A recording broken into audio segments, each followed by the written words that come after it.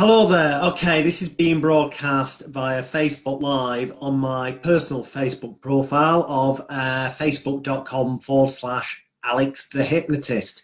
But many of you also know me as Jonathan Royal, the stage hypnotist, mind reader and magician, as well as obviously my birth name of Alex William Smith. I just want to make this really quick Facebook Live video to please encourage each and every single one of you to look at the information above or below this video and use it to contact your local member of parliament, your local MP today. I know it's Sunday as this is being broadcast and it's 3:17 p.m. in the afternoon on Sunday the 13th of May 2018. But that's fine because you can email them even though it is a Sunday. All you do is you go to the information that's above or below this video, okay? And you will see a link that will enable you to search for the name of your local member of parliament, your local MP, okay? And any other local MPs in your area. I want you to contact them all members of parliament that are local to you or regional to you and say to them, please, on Tuesday, the 15th of May, 2018, that's about 48 hours away, okay? They're going to be voting again for the Leveson inquiry part 2. And I want you to urge your local MPs, please, to basically vote in favour of Leveson part 2, the equivalent thereof. Investigation into corruption, lies, dishonest practices, and all manner of dodgy stuff via the mainstream British media. Now, there's lots of arguments out there that make mention of a thing called Section 40 of the Crime and Courts Act and how this would stifle the British media, apparently. But I want to mention a couple of things. If you're butt off from contacting your local MP because you're thinking, oh, but if Section 40 got in, that could stifle the media from reporting things. The truth is this. When you investigate fully, and I have put links on my blog, circusofthemind.net, there are links on there that take you to Hacked Off, the campaigning site, and other independent sites as well that will explain it more fully to you, for those of you who want to investigate further. But remember this, Section 40 would not actually muzzle the press. And the reason for that is, believe it or not, most local newspapers, who are the ones that have been used as mouthpieces via the national media to try and brainwash the mass populace into thinking that Leveson Part 2 coming in and Section 40 would be bad for the media, are actually owned by the big media corporations and are blatantly lying to you. Because Section 40 and this idea that if the newspaper did not join an approved regulator, okay, and did not offer an affordable arbitration system, that then they would have to pay all of the complainants' legal fees, whether they won the legal case or not. And the argument is, well, that means, you know, newspapers could go out of business. No, they couldn't. It's quite simple. Join an approved regulator, okay, and offer an affordable arbitration system, and only print things that are truthful and provably so. Do not invade people's privacy. Do not break the law. Do not do things that are illegal. Do not hack people's phones or blag confidential information, all the stuff that's coming out in the media recently. This is all stuff that will be looked at by Leveson Inquiry Part 2. We have still not got the truth behind how the media hacked murdered schoolgirl Millie Dowler's phone. We've still not got the full truth and depth of depravity, lies, and ruining of people's lives through fabricated stories that Rupert Murdoch's fake sheikh Mazza Mahmood caused. We've still got to look at things like the lies and the way the media have treated the Manchester terrorist victims and the survivors, the way they went knocking on doors and, from what we've heard, you know, trying to blag their way into hospitals. There's so many examples of why we need an investigation, namely Leveson Inquiry Part 2, to get to the bottom of the corruption in the British media, along with the corruption via police. Yes, corrupt police officers. There's evidence out there that suggests corrupt police officers have been bribed by newspapers to give them information for stories, and even worse than that, corrupt MPs. And you may wonder, some of these MPs are not voting for Leveson because the media have got what they call compromat on them, blackmail material. They've got stuff they're keeping in safes, and it's a case of you vote in favour of scrapping Leveson and we will not publish that sensitive material we've got on you. So, you know, fortunately, it's unlikely that every single Conservative MP has got compromat on them. So with that in mind, given that the other day, so I just get these figures right, on Wednesday the 9th of May, 295 members of Parliament voted in favour of Leveson Part 2 taking place. And 304 voted against, a difference of 9 votes. And strangely enough, the DUP, Theresa May's buddies, who she pays off so that she's got a parliament, voted in favour of scrapping it. What a surprise. So here's the thing. The Peers are taking this back to the House of Lords tomorrow, the 14th of May. Baroness Hollins is tabling an amendment to the Data Protection Privacy Bill and laws that are coming in, and this will push for a final last chance vote for Leveson Inquiry Part 2 to take place. A final last chance for truth to be known by the victims of, you know, the Hillsborough disaster, Orgreave, and other nightmare situations that have happened in life where the media have just intruded on people's privacies, printed lies, and ruin people's lives, as well as the fact there's been corruption galore, phone hacking, blagging confidential medical records, just basically fabricating stories, making them up and framing people and lying about them, enticing illegal activity to take place, which no police officer will be allowed to do, and yet apparently journalists can break the law. This is all the kind of stuff Leveson Inquiry Part 2 will uncover, and believe me, it will name and shame certain MPs. It will name and shame certain high-ranking police officials. It will name and shame other high-ranking officials. That is why they want to cover it up. All this smokescreen about Section 40 and the idea that it means that the local press couldn't then print the truth because they'd be scared that someone would sue them because the local press would then have to pay the complainants legal expenses, whether they won or lost, is rubbish. The local press are exempt from Section 40 if they make less than a certain amount of money, which the majority of them do, unless they're owned by a parent company, one of the big media, like owned by Rupert Murdoch or Dacre or Lord Rothermere or whatever.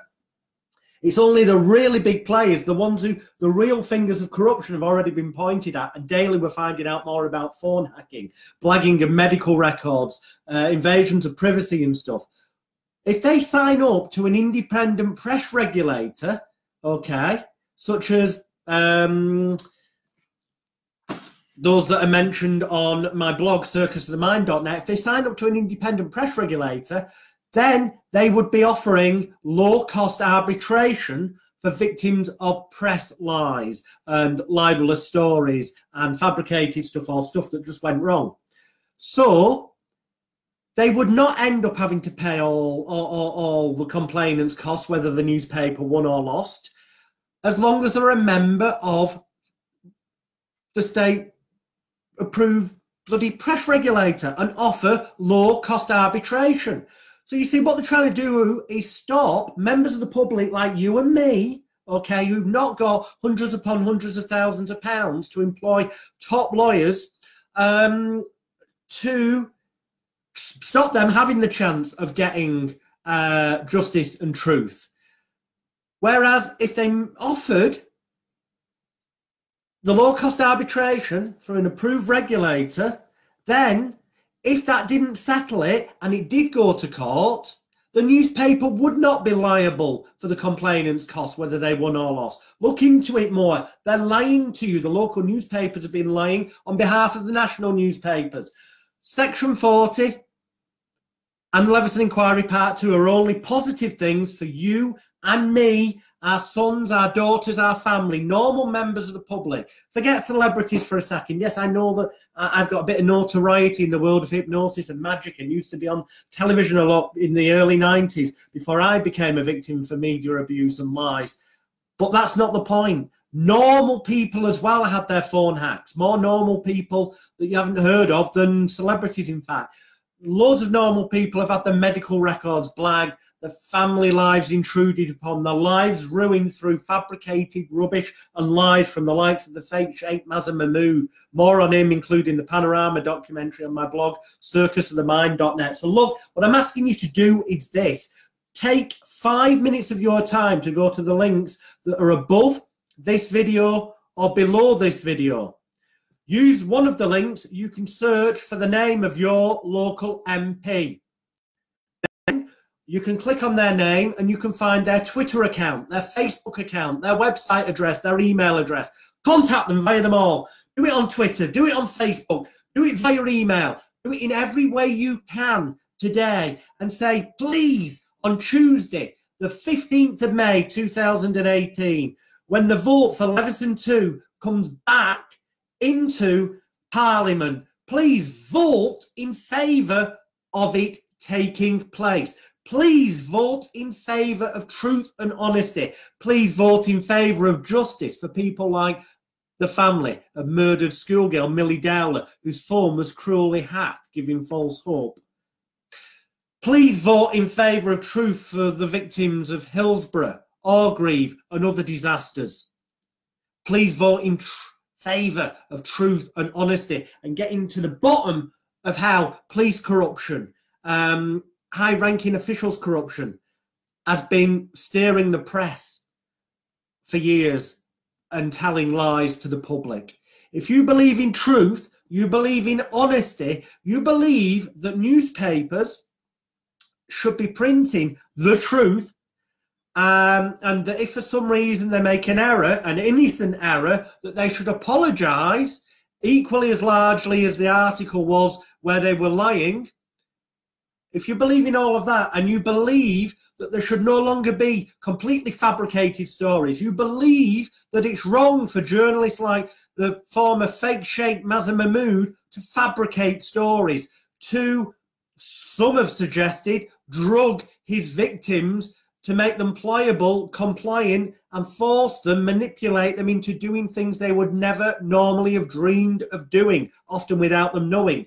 If you think it's wrong that a so-called journalist would splice together audio tapes or videotapes to create a false apparent record of what they claim took place, but while removing lots of evidence that would actually prove the individual was innocent, then Leveson Inquiry Part 2 has to take place. If you believe it's wrong that, you know, police officers were selling information to journalists, then Leveson Inquiry Part 2 needs to take place. And the way you can help this happen is because it's being voted on again on Tuesday, the 15th of May. In about 48 hours from now, it'll either have just been voted on or about to be voted on. So you need to contact today, please, your MPs. You can find their details at the links above or below this video. You can also, in a moment, when I end this video, share this video on any social media groups you're a member of in your area. Encourage all your family and friends to contact their MPs as well.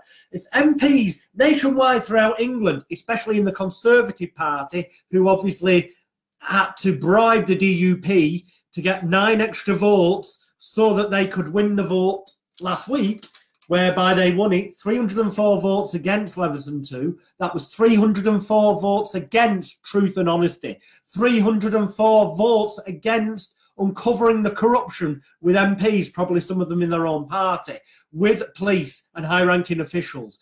304 votes that was against you, the general public, being protected from media lies and brainwashing. Whereas there were 295 votes, just 9 votes different in favour of truth, in favour of honesty.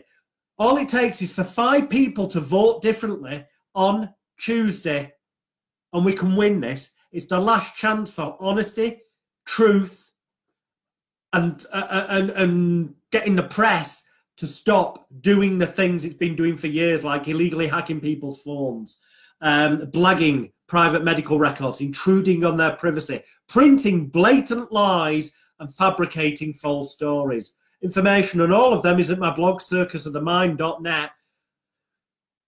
Look at the links, contact your MPs, and then also, even if you know, once you've done that, you could also, as I've done this morning, look at the list of Conservative MPs in the UK that's above or below this video, and then search their names on Twitter and tweet them. Search their names on Facebook and send them a message. Say, please vote in favour of truth. Vote in favour of honesty. Vote in favour of Leveson 2 on Tuesday, the 15th of May, 2018. This really is a last chance. And it doesn't matter if you've never been in the media. You can wake up one day and be at the centre of a story, because the press up to now have proven, a lot of them, that they can just manufacture complete and utter lies and publish it and claim it to be truth, because they have no fear of any real comeback, except from people who are severely rich and can avoid top lawyers, or are lucky enough to be able to take some of that very valuable time of the really generous lawyers out there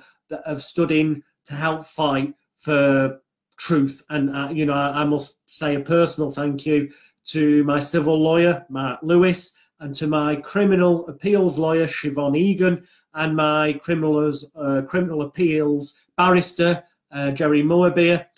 All of them for helping me fight my case to get my conviction overturned. That was subject to a fake, fabricated story of complete and utter lies that was accepted as such 20 years ago in Manchester Crown Court. The judge accepted it was fabricated nonsense. And yet he still managed to carry on fabricating stuff and enticing people to commit crimes they would never normally have done, as explained on my blog, circusofthemind.net. And along the way, phone hacking unravelled as well. And then there's the way the victims of Hillsborough and Orgreave and other tragedies have been treated. We need a press that is accountable. We need the truth on why these lies have happened, why these illegal activities have happened. It's the tip of the iceberg. Leveson Inquiry Part 2 would get to the real truth. Please contact your MPs, use the information above or below this video, and contact them on social media, especially the Conservative ministers, and say, please, for sanity, for truth, for the future, vote in favour of Leveson Part 2 on Tuesday, the 15th of May. Thank you. Please share this everywhere. Please contact your lawyers today. Bye for now.